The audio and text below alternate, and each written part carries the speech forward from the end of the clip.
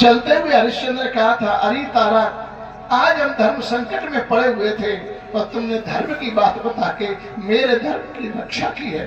तुमने मेरे धर्म की रक्षा की है, तो जाओ तारा, अगर कहीं मेरे जैसा संकट तुम्हारे ऊपर भी पड़ा और मुझे कहीं सेवा का मौका मिला तो तारा, हम भी धर्म की बात बता के तेरे भी धर्म की रक्षा करेंगे। इतना हरिश्चंद्र ने कह दिया।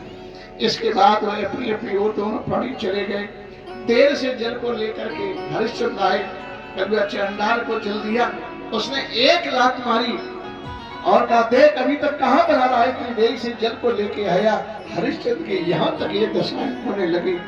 हरिश्चंद्र ने कहा, भाई देरी हो ही गई, लेकिन कहा कुछ नहीं। वे तो दूसरे लोग मांग लेते थे। हरिश्चंद्र मरघटे में गए, पहरे को अपना लगाने लगे। यहाँ तक ये दशाएं हरिश्चंद्र की हो चुकी थी। इतने में क्या हुआ, और थोड़ा समय गुजरा तो हरिश्चंद्र की ये दशा हो गई कि अब कहीं अगर तारा को हरिश्चंद्र देखने के लिए मिल जाए तो पहचान सकते हैं, न बालक हरिश्चंद्र को पहचान सकता है। ये दशाएं हो चुकी थी उस काशी में।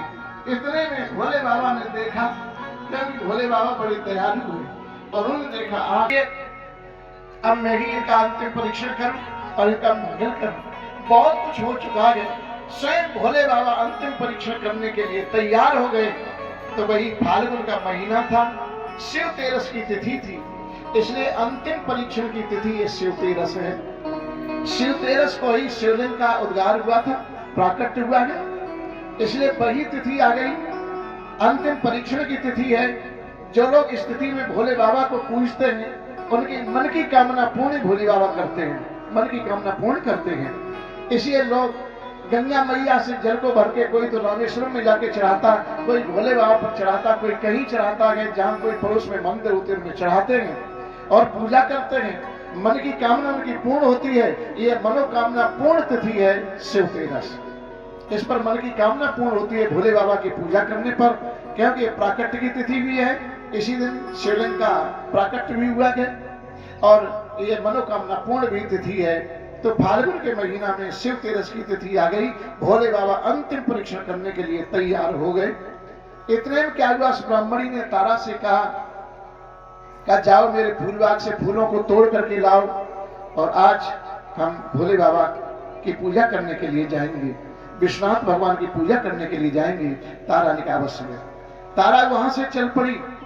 इतने में क्या हुआ कि बालक आ गया, कहा मैया नहीं, हम सेवा में आए हुए हैं, हम सेवा करेंगे। अपनी मैया के हाथ से टोकरी को छीन लिया, हम फूल तोड़ने जाएंगे, तुम जाओ घर पर रहो। बालक ने इस टोकरी को ले लिया, फूल लेने के लिए चल पड़ा। लेकिन आज ये पता नहीं था कि इन पर क्या विपत्ति टूट पड़ेगी। विपत्ति टूट पड़ी।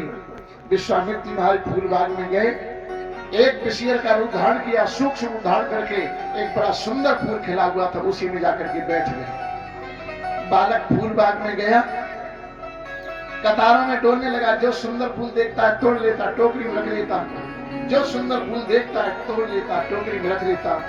इसी प्रकार से फूलों को तोड़ता हुआ बालक उसी फूल के पास पहुंचा जिसमें वो सर्प बैठा हुआ है। एकदम फुंकार बनते हुए और सर्प ने बालक की उंगली में डस लिया। डसते ही डसते सारे शरीर में जहर छा गया।